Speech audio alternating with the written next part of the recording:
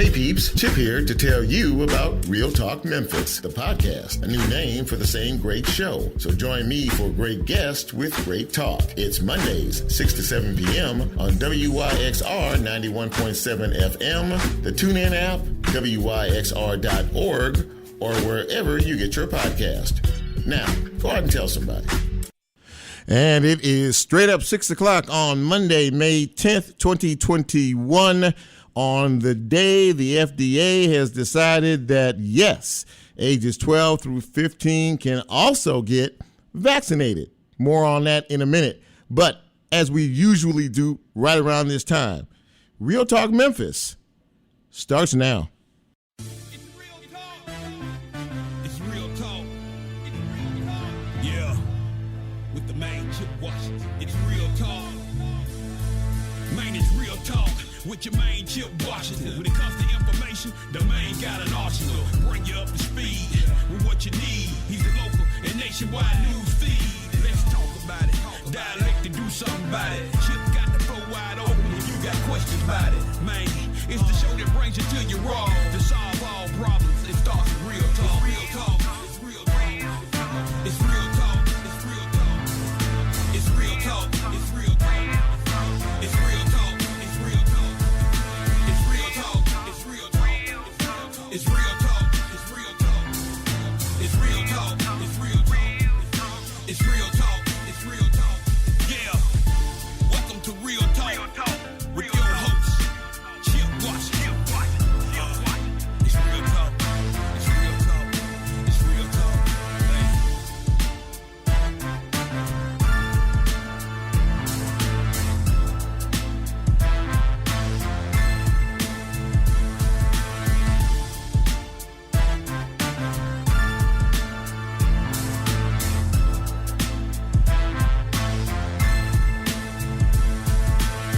And here we go.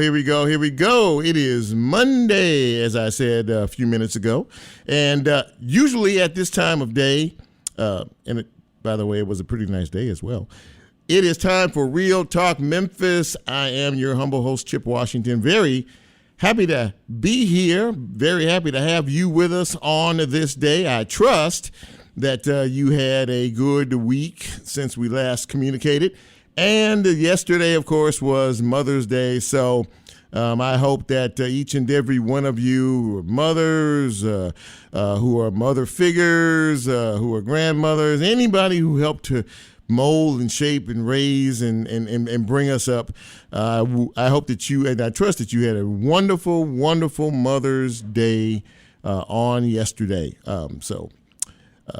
Having said all of that, moving forward, we starting a brand new week, of course, and we are going to kind of look back on some things. There has been a lot of news the last day or so, and we are going to get into that in a minute. Have a pretty good show for you tonight.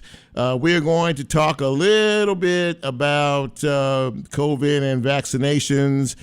Big news this afternoon, late this afternoon, the FDA has approved and said yes, that ages 12 to 15 can now get vaccinated, or now can now get the Pfizer shot. And we're going to talk to someone who is expert in the world of pediatric care. He is Dr. John McCullers. He'll be my first guest tonight.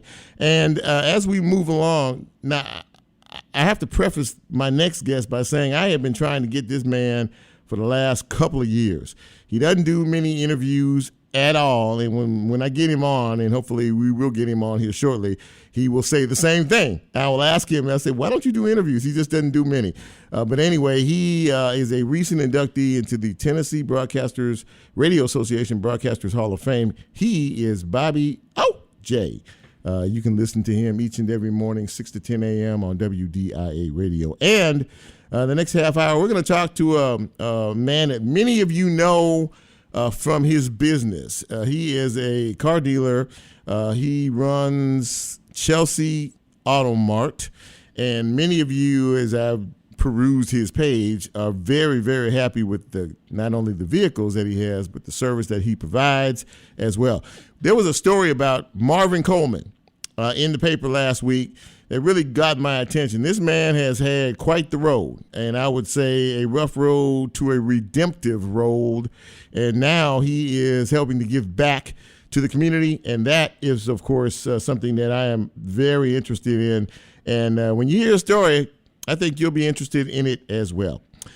If you have celebrated a birthday, an anniversary, or a special occasion like, let's just say you're part of the class of 2021 and you had commencement this weekend, congratulations to each and every one of you. I saw several, pictures on Facebook and other social media venues showing proud graduates and proud parents of graduates and relieved parents of graduates as well. So for the U of M and UT and several other places, and now we're going to start to see that now in the next few weeks. More and more graduations are coming up as well. But congratulations to each and every one of you.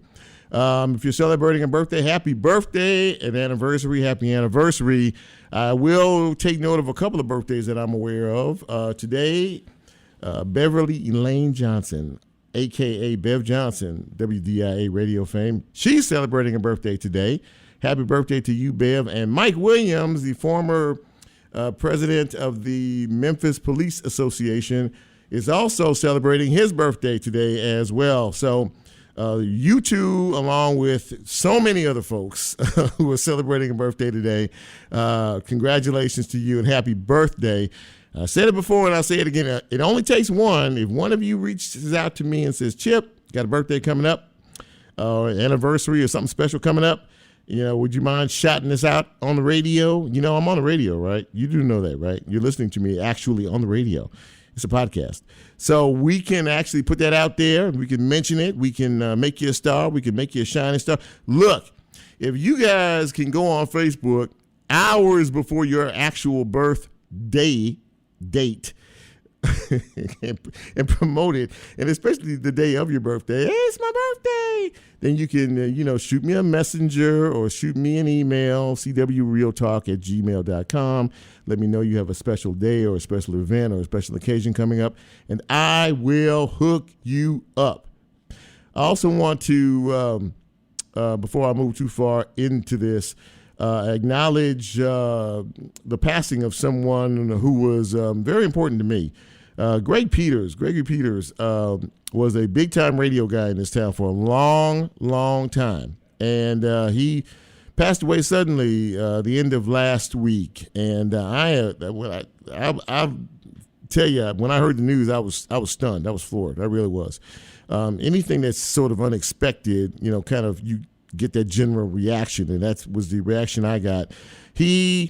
Ever since I decided I wanted to try my hand at this radio deal, I sought him out. I sought his counsel. I sought his advice, and what to do, how to do it. And he never hesitated, not one time, to reach out to me and say, Chip, XYZ, blah blah blah. And he was just very supportive, very encouraging. And not a lot of folks will help you, especially if you're in the business that they're in as well. Folks feel like it's a competitive thing. I'm not competing with anybody. I'm just trying to do what I feel compelled to do. So Greg died. He was 54 years old, and may he rest in peace. And I know he's looking down on us now from heaven with some headphones on and doing his thing. So miss you, big guy, and thank you for everything you have done.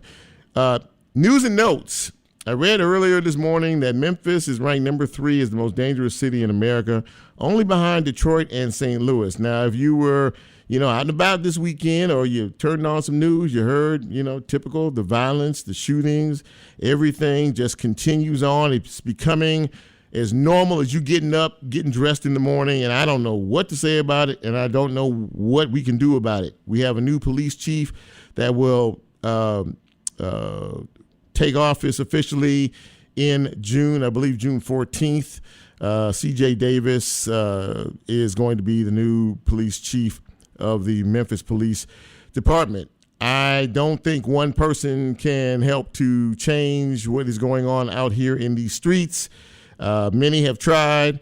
This is a societal situation. And when 201 Poplar, CJC, whatever you want to call it, whenever it becomes actually something that people don't want to go to, then I think we're going to be okay. Then maybe we'll see some change. Maybe we'll see a difference in how things are done. Because right now, let me tell you something. There is no deterrent. And I know Bobby OJ likes to talk about this a lot. So we'll have that conversation, I'm sure, in a few minutes as well.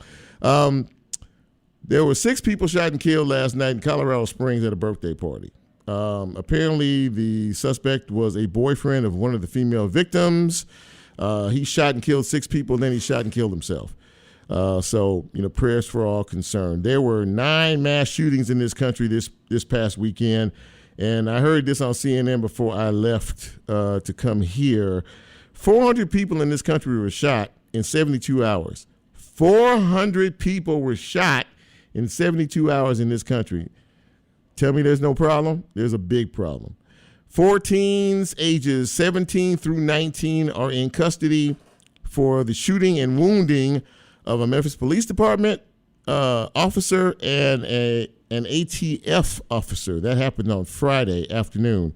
4 teenagers, ages 17 through 19, are in custody for first-degree murder, attempted first-degree murder, and various other charges as well. Bad weather yesterday in Tipton County in particular. I know some of us saw some rain and heard some thunder and got a little downpour, but they had a tornado, and it was determined that it was an EF1 tornado that roared through that area late yesterday afternoon, early evening. And if you watch the news, they had some damages out there. It's going to take a minute for them to sort of assess things. And, of course, the cleanup is always going to be a difficult journey as well. There's a new health directive coming out this week for Shelby County. We all know that the governor has dropped the restrictions and the mandates statewide. But what is Shelby County going to do? Well, we'll find that out coming up on Wednesday when the new health directive comes out. As I said earlier, now that we have the 12 to 15 year olds that are eligible for the vaccine, the question is, what will the parents do? Will the parents say, yeah, we're going to get our kids vaccinated? There is a vaccine hesitancy not only here in Memphis, but throughout the state of Tennessee as well. So we'll see how all that shakes out. In the meantime, there is a barbecue cooking contest, which is sort of the first leg of the Memphis in May deal. It's going to be a lot smaller, a bit scaled down, but it will happen later on this week. So if you are into all of that barbecue and that food smelling good and going down there, Riverside Drive, help yourself. Have a good time and enjoy yourself down there. It looks to me as if a lot of folks are saying, yeah, this COVID thing's about over. If you go out in the streets, you don't see a lot of folks with masks on. You don't see a lot of folks doing the social distancing thing. It is what it is in terms of that. But and I do think that we're going to see a lessening of restrictions. But we are going to talk to Dr. McCullers about that in just a couple of minutes. And pay attention to what this is about, because this is going to happen nationwide. During COVID, a lot of folks lost their jobs. Many not of their own doing. They just lost their jobs because, everything had to close down, everything had to change. Well, they increased unemployment benefits to people. If you were unemployed, you got an additional $300 plus whatever you got initially.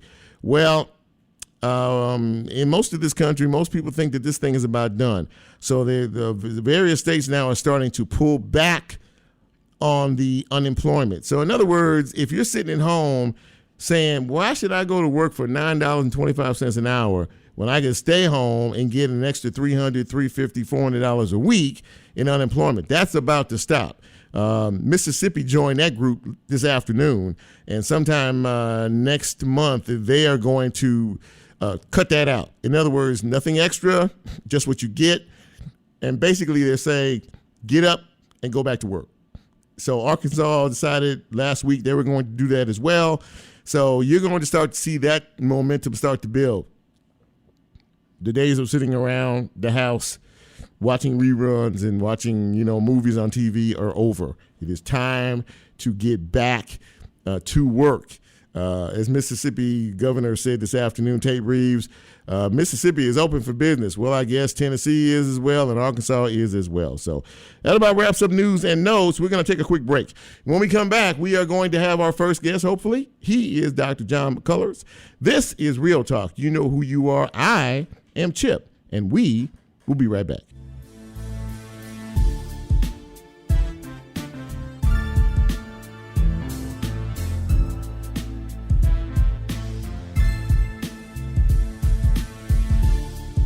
You're listening to Real Talk with Chip Washington. If you're celebrating a birthday, anniversary, or special occasion, shoot him a note and he'll read it on the air. Get involved and tell somebody about Real Talk. We'll be right back.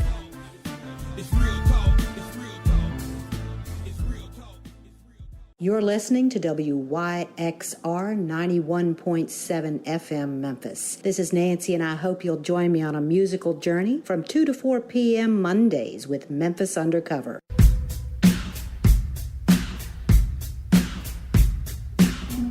Hey Memphis, my name is Ron Buck. I am looking forward to bringing you my show, Riverside, every Friday from 1 to 2 p.m. I will be playing rock and blues, old and new, and featuring Memphis music and events. I hope you'll tune in to Riverside every Friday at 1 p.m. on WYXR 91.7 FM, Raised by Sound.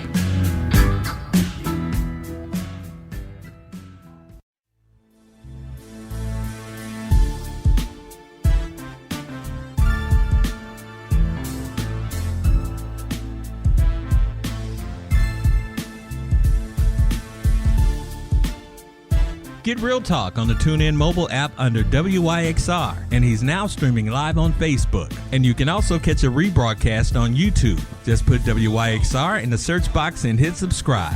Now back to more Real Talk with Chip Washington.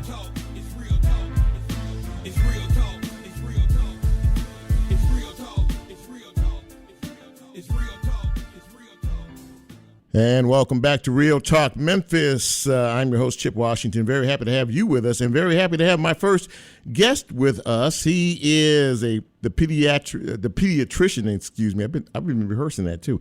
The pediatrician in chief at Le Bonheur Children's Hospital. He's also the chief of pediatrics at the University of Tennessee Health Science Center. And if that wasn't enough, he has also been appointed to the Shelby County Board of Health. He is Dr. John McCullers. And Dr. McCullers, thank you again for being on the show tonight. I really appreciate it.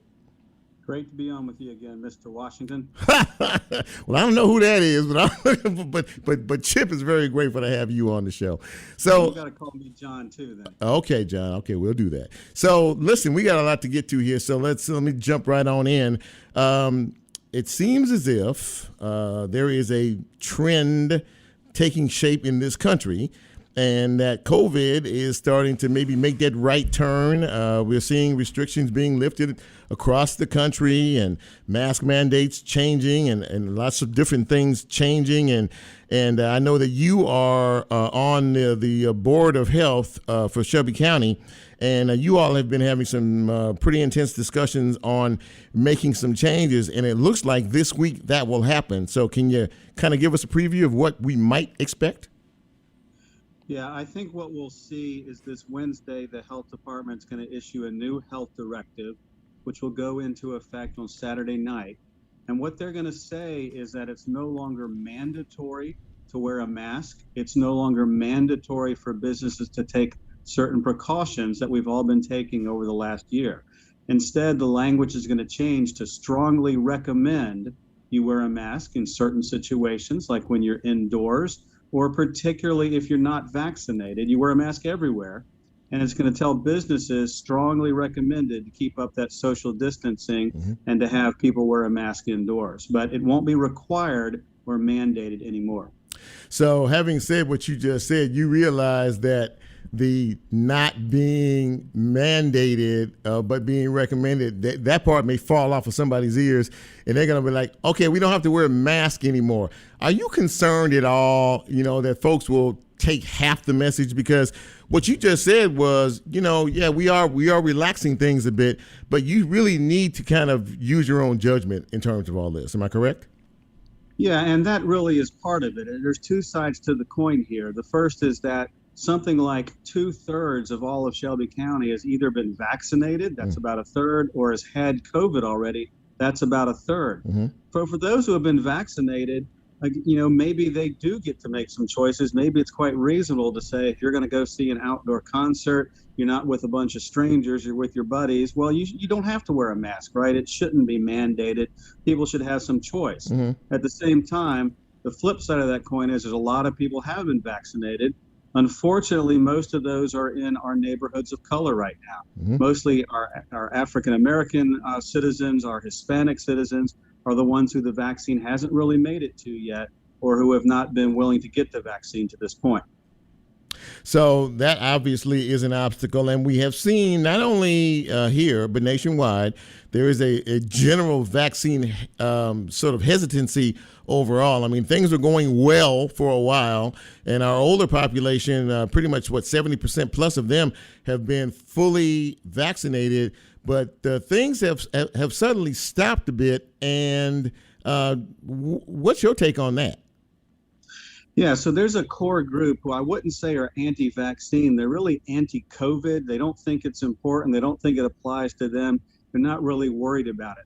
That profile is really, in Tennessee, it's our white, conservative, typically evangelical, typically rural citizens that really just say, I don't really care about COVID. I'm not getting the vaccine, not because I don't believe in vaccines, but because I just don't think COVID's important. It's a little bit different in our communities of color. Most of them are not unwilling to get the vaccine. It just hasn't risen up the priority, or they've had trouble getting, access to it for a variety of different reasons. Just hasn't really happened yet. And most of them are willing to do it if we can reach out and get it to them. That's the challenge right now, is how do we do that? We are speaking with Dr. John McCullers. He is the pediatrician in chief at Le Bonheur Children's Medical Center. He's also the chair of pediatrics at the University of Tennessee Health Science Center. Okay, this is right in your wheelhouse, because this afternoon, late this afternoon, the FDA approved giving the vaccine to ages 12 to 15, the Pfizer vaccine. Give me your take on that. Oh, I think it's fantastic. I've got 13-year-old and 15-year-old boys. And the minute I can get them vaccinated, I'm getting them out there and doing it, just to get rid of that worry. Kids don't have as much disease with COVID as adults do, but some of them do have severe disease. I've got plenty of kids at Le Bonheur in the intensive care unit with severe disease. It's just rarer than in adults. But I want to get them vaccinated just so they don't have to worry about that, and they don't have to worry about long-term effects. There's so many of these kind of weird long-term effects that we don't understand yet. No reason to take that risk in my mind. So, having said what you said, there are a lot of cases out here with this this new variant, or this different variant that we're seeing, and it's affecting a lot of our young people. Do you think that now that it has been approved for emergency use, that parents will subscribe to getting their kids vaccinated? Because you're hearing kind of I don't know, I mean, it may be okay for me, and then maybe for some of the adults who haven't yet been vaccinated, they're saying, well, if I'm not going to vaccinate, why would I vaccinate my kids? Is that a concern for you? Yeah, I think we see a lot of different opinions on this. We have some parents that are saying, I didn't get the vaccine, but I'm getting it to my kids because I want them to play sports. I don't want them to get COVID and miss the season or something like that. Let's just go ahead and take care of that now.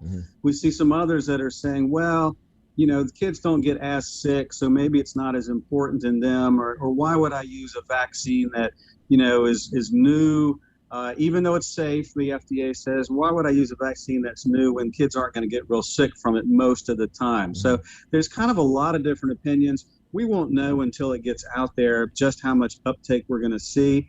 I can tell you, most of the kids that I've talked to in that age group, kind of that high school age, they want to get it. They don't care what their parents want. They want to go ahead and get it. Okay. They're tired of wearing masks and all that stuff. They just want to get past it.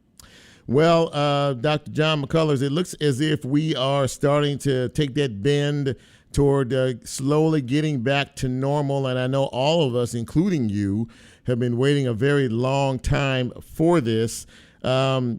Are you, I know to ask the question, are you ready, is a silly question, but I mean, as a society, we're ready, and you feel fairly confident based on the stats and everything that you see medically on a daily basis that we are ready to sort of take that curve back toward normalcy?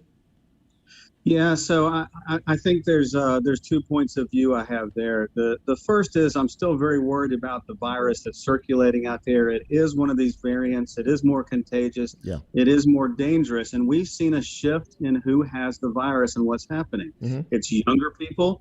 It's more people of color. Yeah. Right now, 77% of all infections are in African Americans. That wasn't true 6 months ago. It is true today. And all those young people, we're seeing them in the hospital. Hospitalizations are actually rising right now from where they were a couple of months ago because of this more dangerous variant. At the same time, more than 2/3 of people, maybe 70% of people are protected. So we're ready to kind of move on for most of the population. I just worry that we're still going to see, some cases, some hospitalizations, some deaths before we're finally through with it. So to close this thing out, we are letting off the reins a little bit. We're pulling back a little bit, but it is still up to us to make wise choices and decisions. Correct? Yeah, absolutely. And if you've not been vaccinated, you need to keep wearing your mask. You need to keep staying out of public. You need to do all those things we've been doing. Only if you've had the vaccine do I say, okay, we're getting closer. I think we can start opening things up and living our lives a little bit better. Well, my friend, I have been vaccinated, fully vaccinated, so I feel very good about what you just said. And I really thank you so much for coming on the show and dropping the knowledge, as they say, and giving us some factual information.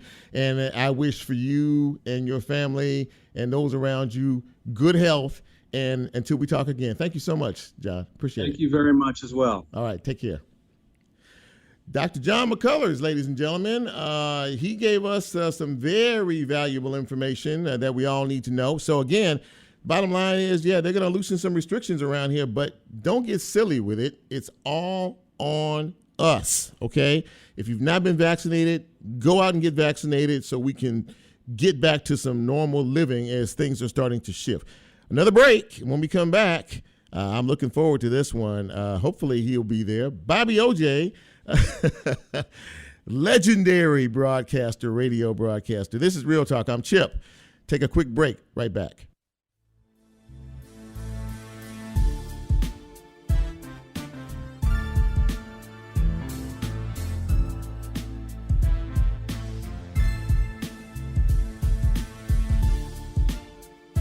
If you like Real Talk, here's a way you can get involved. Do you have a show topic idea or suggestion? Want to be considered a guest or have a guest idea? Then send Chip a message on his Real Talk show page and you can be a part of the Real Talk experience. So as he always says, go out and tell somebody. We'll be right back. It's real talk. It's real talk. It's real talk. It's real talk.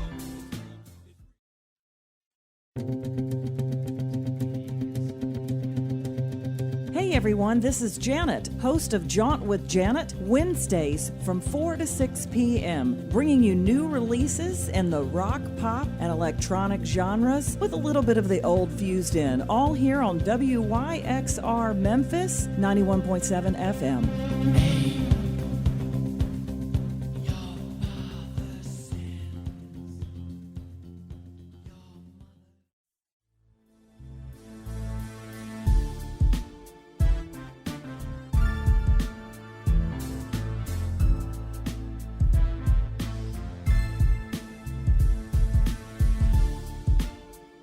Get Real Talk on the TuneIn mobile app under WYXR, and he's now streaming live on Facebook. And you can also catch a rebroadcast on YouTube. Just put WYXR in the search box and hit subscribe.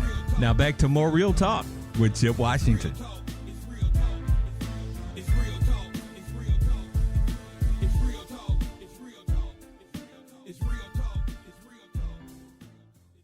And welcome back to Real Talk Memphis. I am your host, Chip Washington.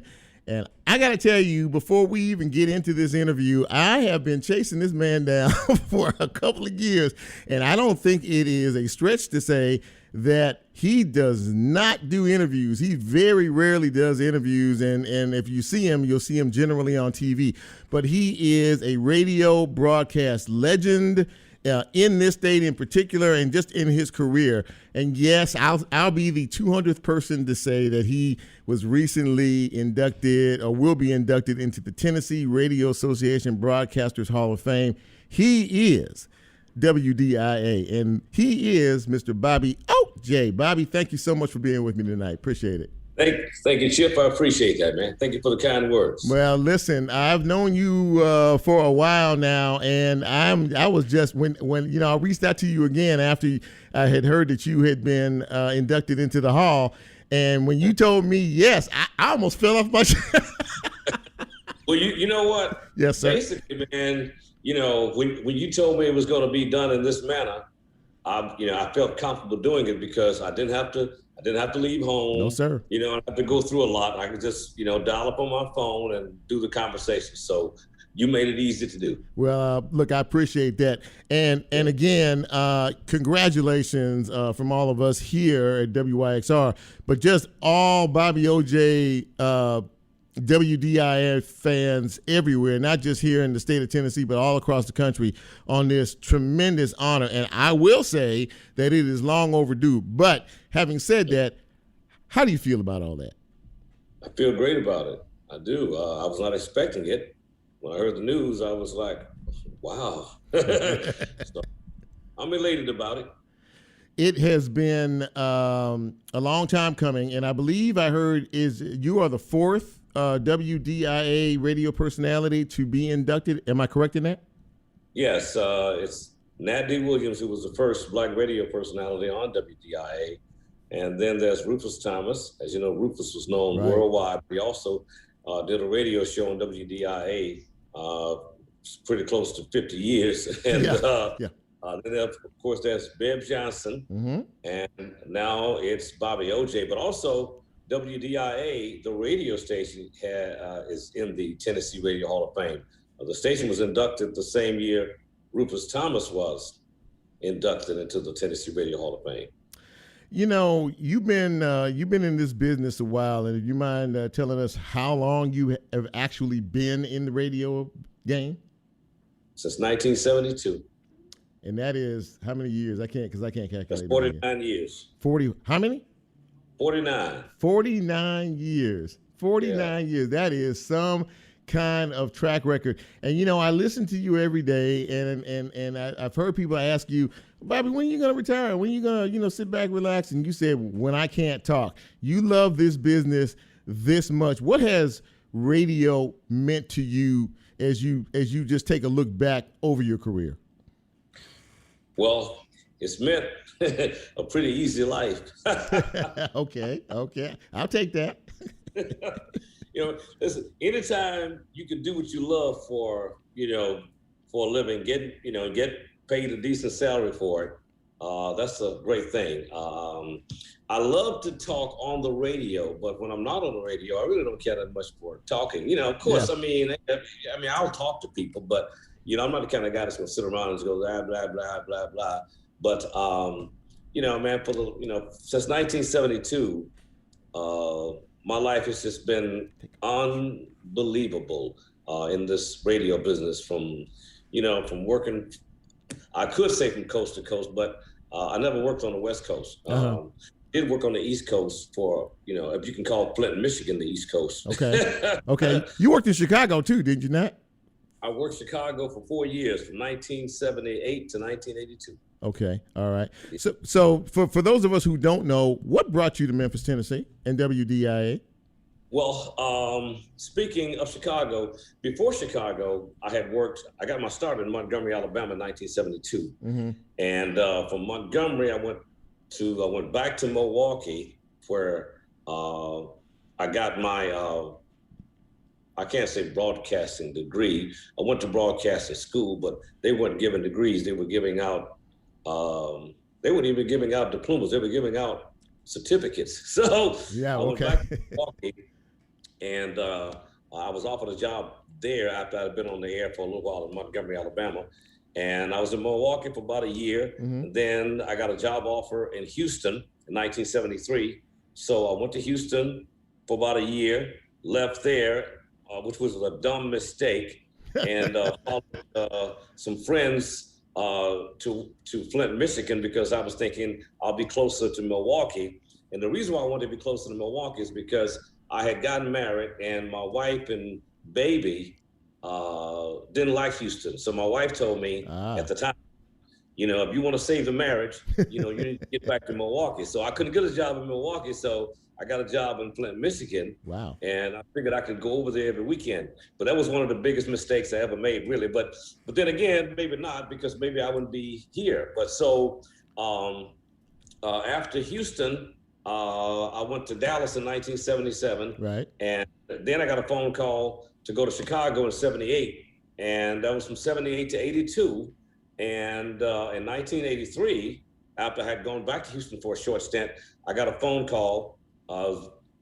February of 83, I got a phone call from the people that were over at WDIA, and they asked me to come and be the program director and the morning man. And that was 1983, and I've been here ever since.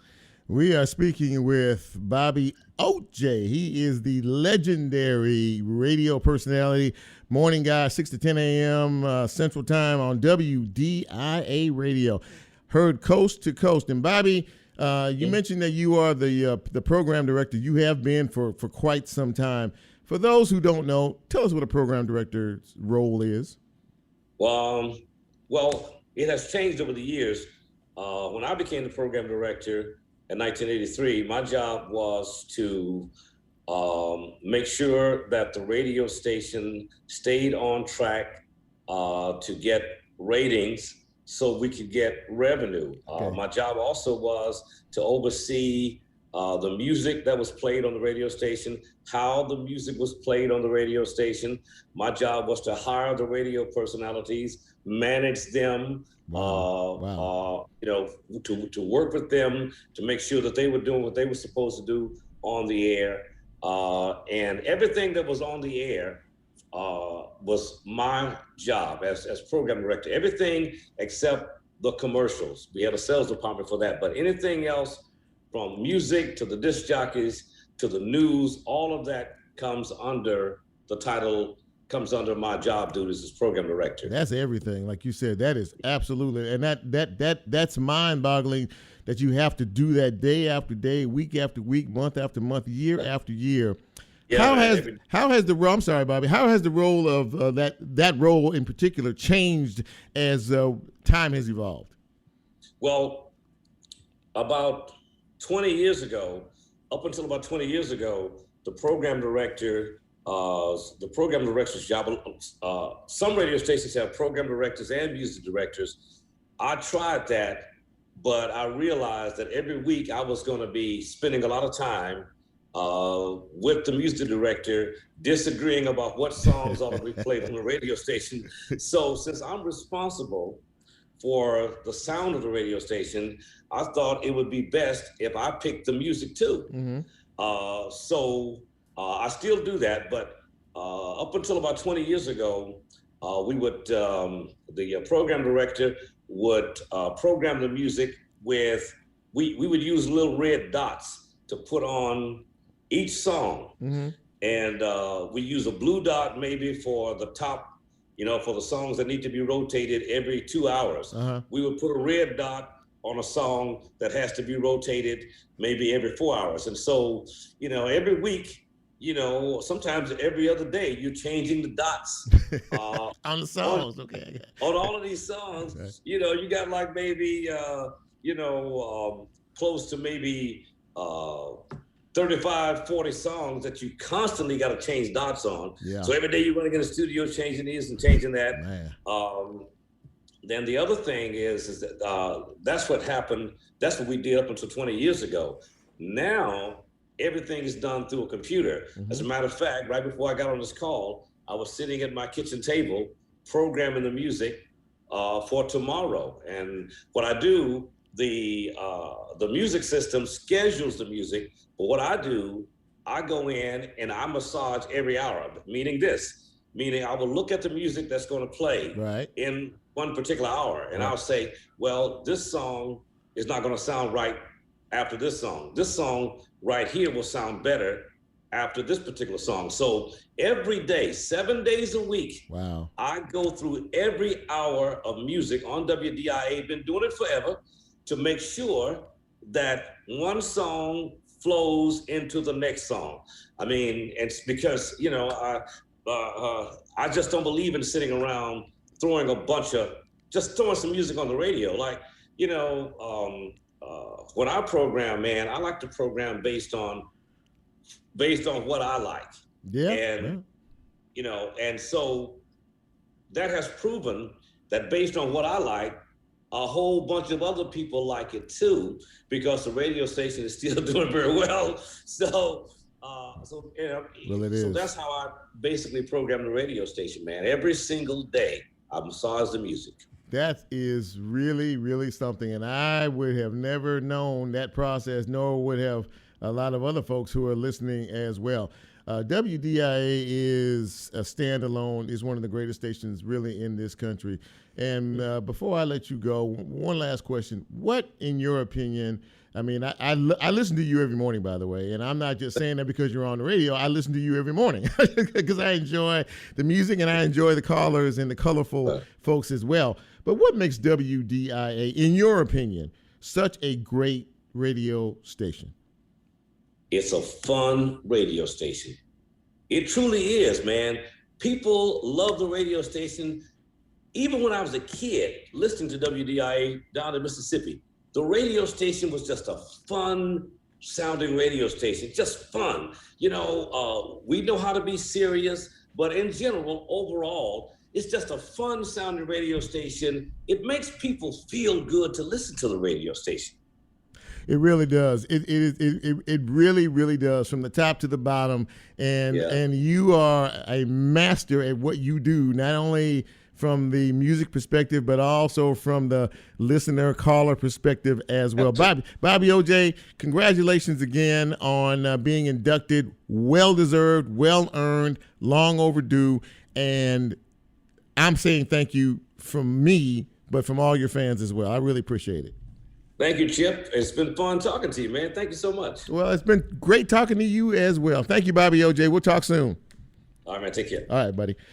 Bobby OJ, ladies and gentlemen, the legendary radio personality. You heard him, 49 years on radio in this country and been at WDIA forever. And, of course, a recent inductee into the Tennessee Radio Association Broadcasters Hall of Fame. One more break. When we come back, we are going to talk to Mr. Marvin Coleman, and we are going to talk about his past, his present, and what he is looking at in terms of his future. This is Real Talk Memphis. I'm Chip. We'll be right back.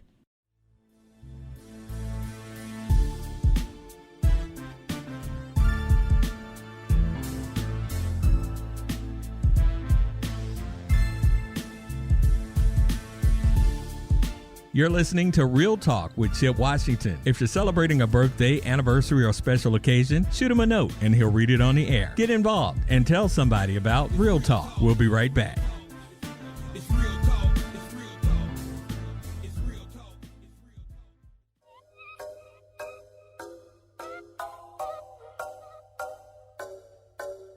It's your man, that boy Cortez, right now, man, checking in just to let you guys know each and every Thursday from 8 p.m. to 10 p.m. on WYXR, me and my man DJ Chris Cross gonna be going crazy on Literally Lit, man. So don't miss it. Don't miss it. 8 to 10 each and every Thursday. We'll be there. Bow!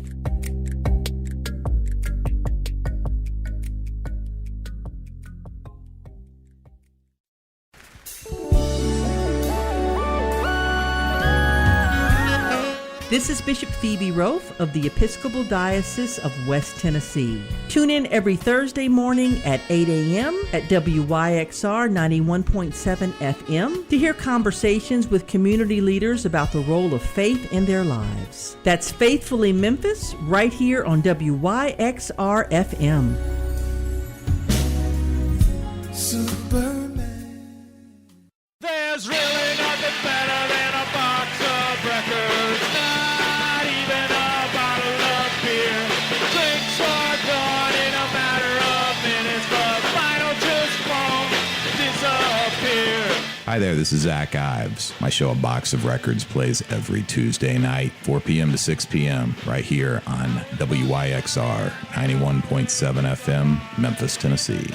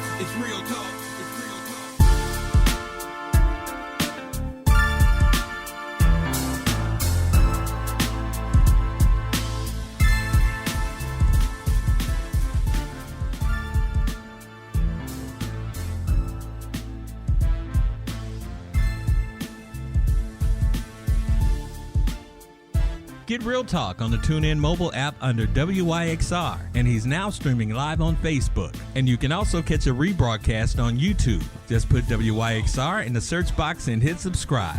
Now back to more Real Talk with Chip Washington.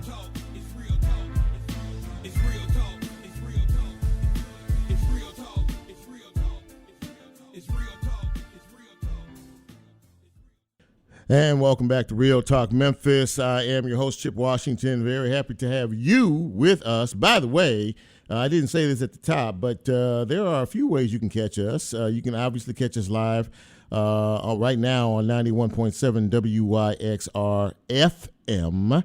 You can also go to the TuneIn app and put in WYXR in the search, and you'll be able to pick us up crystal clearly. Or you can go to the website, which is wyxr.org, and hit the Listen Live tab, and you'll be able to hear us, again, crystal clearly. Now, the show is a podcast, which means it's on several platforms that you can hear anytime. It will be posted tomorrow, so sometime maybe after tomorrow noon, you can go to wherever it is you get your podcast, and you can hear us. You can hear the show. So far, been a really good show. Now, Marvin, I don't know if he's going to join it. We're trying to get him. This technology thing is a little, little sketchy. But if we can get him, we will. But in the meantime, the show, as they say, must go on.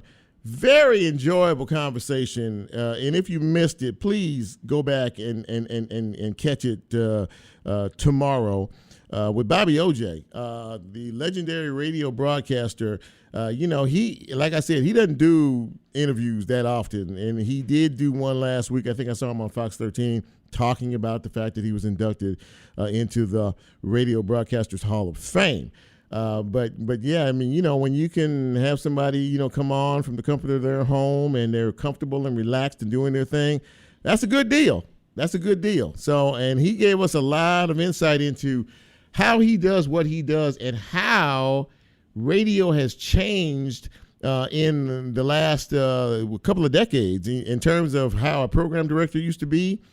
He's been on mornings forever. I can remember, listening to him 15, 20 years ago, and some of the folks he had on the morning show, some of the folks who are no longer, with us, who are, watching us from heaven these days. But he has endured, he has lasted, and he is still doing his thing. And if you listen to his show, AM 1070 WDIA, 6 to 10 a.m. in the mornings, at some point, like around 9 o'clock, he takes phone calls from people.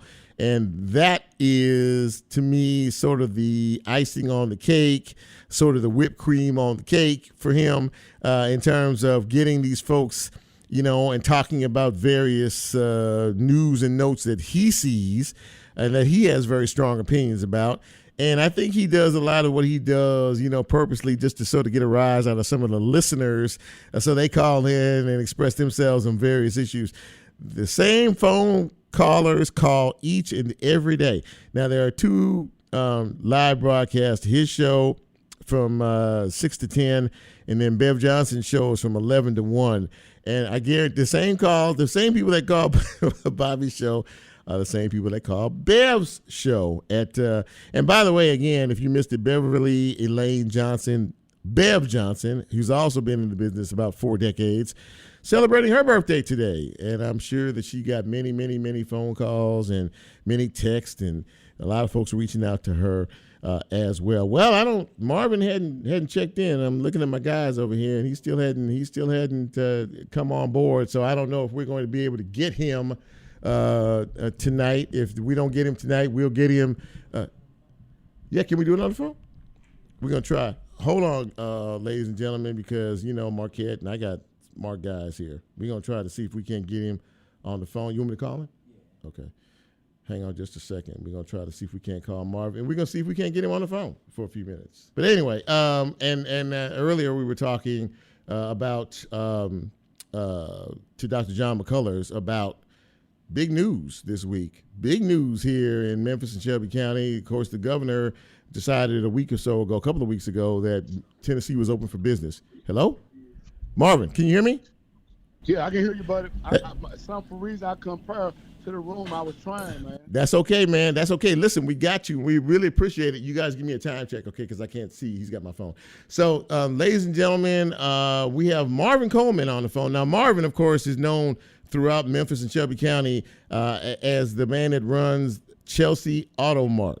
And, of course, a lot of folks, thank you, Marquette, a lot of folks know him, and a lot of folks have some very good things to say about him. But I read an article about him in the paper last week that was done by Tanya Weathersby, and it really basically talked about your story, Marvin, from the time that you were young and you had to go through some trials as well. You were around when Shannon Street happened in this town. I guess you said you were 13 years old. Am I correct? Yes, sir. So, I mean, obviously that, even today in this town, is still resonates with a lot of people. Does it still resonate with you, that whole situation? Without a doubt. First, I want to thank you for having me on your show. Yes, sir. But without a doubt, I ride past the house almost every other day. They have tore it down, but the memory's still there. Yeah. I work in the area. I'm from the area. My best friend stays right down the street from me. So, of course, I mean, you relive that from time to time. Yeah. So I'm going to kind of skip ahead because I'm a little short on time. But you did serve a stint in prison. You were incarcerated for a while but you paid your debt to society, and of course, I'm imagining that that experience in particular is what sort of led you to reconfigure your life and rechange and refocus. Tell us a little bit about that. Yes, sir. Unfortunately, I was a victim of my environment. I got caught up in the drug trade, which was a war on drugs, which became a war on young black men. And my first felony adult charge I caught cost me 13 years in federal prison. Wow. So 13 years in federal prison, and so when you got out, I take it that you rededicated yourself, you rededicated your life to bettering your community. Talk about that. Yes, sir. When I went to prison, I didn't have a GED. I received my GED. I received my associate degree in business and commerce.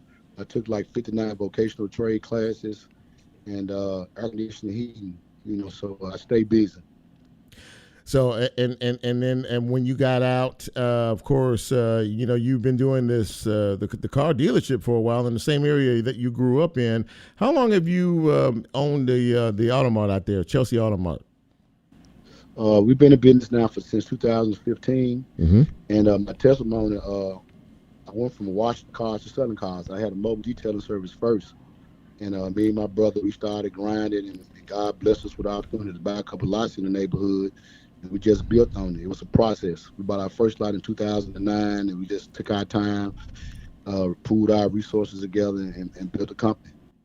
We're talking with Marvin Coleman, and Marvin, I wanted to talk a little bit about your foundation, if you will. It's called We Care Memphis. What's that all about? Oh, no, sir. We're called Partners in Unity. Partners in Unity. I'm sorry. I was looking at. Okay, yes, I got sir, Partners in Unity. Okay, yeah. Talk to us about that. Okay, well, we started in 2018. Most of the guys from the neighborhood, I've got like 7 or 8 brothers that also been incarcerated in the federal prison system, and through our other brothers who, when we got out, supported us. My brother, shout out to my brother Alpha Washington, top-notch security. Some of those brothers, Joe Brown. When we started putting our resources together in 2018, we passed out 1,000 backpacks, which we called it Family Day. In 2019, we did 1,500 backpacks, and we just continued just to build on that. This year for Thanksgiving, we passed out 250 turkeys. For Christmas, we did over 330 coaching tours for our children in the neighborhood. Why is this important, and what message are you trying to send to the community? First of all, I mean, there's an epidemic going on with our youth. Violence is everywhere.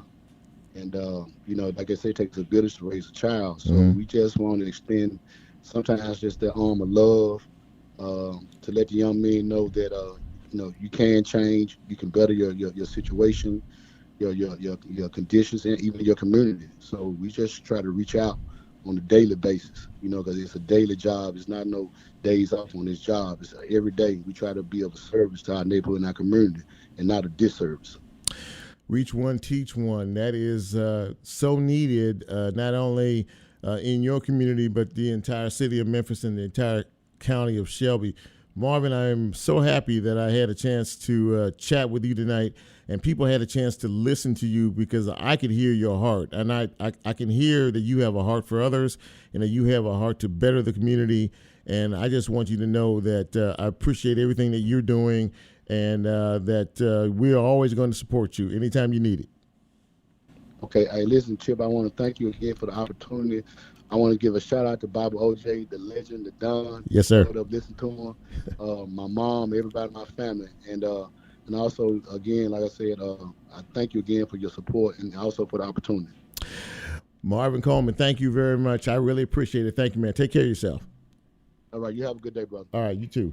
All right. There you go. That's a great way to end the show. And as Marquette plays us out, I tell you what, this has been a good show tonight. I really enjoyed it. I always enjoy coming and visiting with you all on Mondays. And listen, if you like what we do, tell somebody about it, please. I'm trying to get some support for this show, trying to, build the show, build the audience. And I can only do it if I have your support and your encouragement and your motivation. So in the meantime and between time, you guys have a great week. You be safe and you be careful and you look after each other. Please support each other, okay? For Marquette, for Adam, for Chip, this is Real Talk Memphis, and we are out.